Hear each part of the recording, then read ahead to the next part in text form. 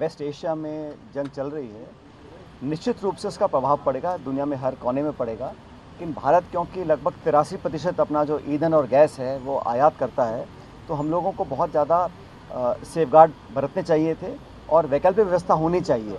अभी से खबरें आ रही हैं देश के अलग अलग कोनों से कि गैस के, पेट्रोल के दाम बढ़ सकते हैं, बढ़ रहे हैं और सिलेंडर के, एलपीजी के बढ़ गए। लेकिन ये स्थिति को कंट्रोल करने के लिए जो हमारी एनर्जी सिक्योरिटी है, उसके लिए भारत सरकार को पर्याप्त संसाधन और प्रावधान करने चाहिए।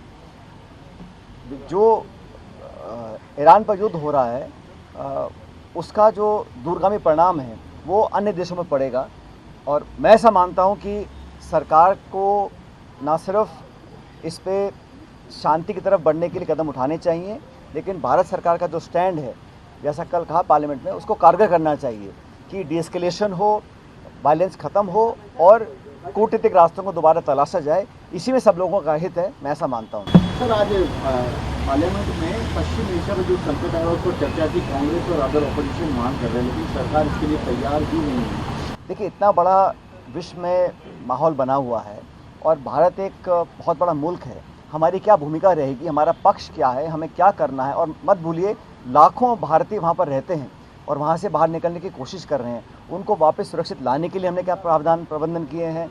ईंधन, gas, petrol, crude oil, trade, इस पर जो इम्पैक्ट पड़ेगा उस पर भारत सरकार को खुलासा करना चाहिए। और संसद होता ही चर्चा करने के लिए है। इतना बड़ा युद्ध हो रहा है, इतने सारे मुल्क उसमें इन्वॉल्व हो गए हैं और भारत सरकार को खुले तौर पर आके बोलना चाहिए कि भारत का ये स्टैंड है, ये हम लोग आने वाले समय में करना चाहते हैं। चर्चा ना करना सदन की, मैं समझता हूँ, सम्मान को कम करना है। हर मुद्दे पर चर्चा होनी चाहिए और समूचा विपक्ष, कोई एक दल की बात नहीं है, समूचा विपक्ष चाहता है कि जो लाखों लोग आज खाड़ी में फंसे हुए हैं, उनका भविष्य में क्या होगा, उनकी सुरक्षा का हमको क्या आश्वासन मिला है।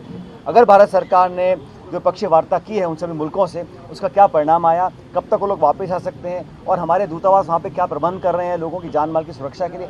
बहुत सारे इश्यूज़ हैं और इन तमाम मुद्दों पर चर्चा सदन में होनी चाहिए।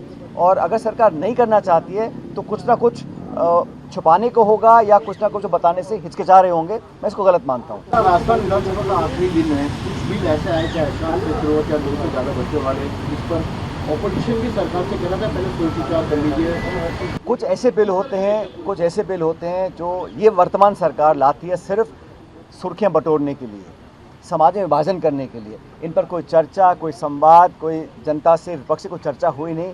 सिर्फ और सिर्फ प्रदेश में मैसेज देने के लिए कि धर्म और जाति के नाम पर हम राजनीति करेंगे और ये संकेत देने के लिए इस प्रकार के बिल लाए जाते हैं। मैं इस प्रकार के बिलों को गलत मानता हूँ, क्योंकि इससे आपस में दूरियां बढ़ती हैं, लोगों को आकांक्षाएं होती हैं कि हम लोग अब भविष्य में क्या कर पाएंगे। और इस बिल को लाने का कोई ज़रूरत नहीं थी और ना किसी ने डिमांड करी थी। ये तो सिर्फ पॉलिटिकल हित साधने के लिए सरकार बिल लेकर आई है। बाकी सरकार की 2.25 साल की परफॉर्मेंस है, हम सब ने देख ली है। सिर्फ और सिर्फ घोषणा हो रही है और पूरे प्रदेश में ये मालूम नहीं है कि सरकार किस दिशा में जा रही है। मंत्री कुछ बोलते हैं, अफसर कुछ करते हैं, घोषणा कुछ होती है, धरातल पर काम होता नहीं है। तो सरकार निश्चित रूप से बैकफुट पे इसलिए भी है क्योंकि वो चुनाव कराने से डरती है। कोई स्थानीय चुनाव कराने के लिए सरकार की मंशा नहीं है। बार बार बहानेबाजी होती है, कभी कोर्ट कचहरे का एक्सक्यूज़ आता है या कोई और प्रावधान लेकर आते हैं। लेकिन पंचायत, नगरपालिका, ये चुनाव संविधान में लिखा होने चाहिए। किसी न किसी वजह से जानबूझ के इनको टाला जाता है और जनता समझ रही है कि भाजपा की सरकार एक्सपोज हो गई है, क्योंकि अब जनता के बीच जाएंगे तो बुरी तरह हारना बीजेपी को पड़ेगा। इस हार के डर से ये सरकार बैकफुट पर है। देखिए इंडिया डेली 24/7 अब आपकी स्मार्ट टीवी पर। इंडिया डेली मौजूद है सभी डिजिटल प्लेटफॉर्म पर लाइव और लगातार। इंडिया डेली 24/7 हर दिन राष्ट्र को समर्पित।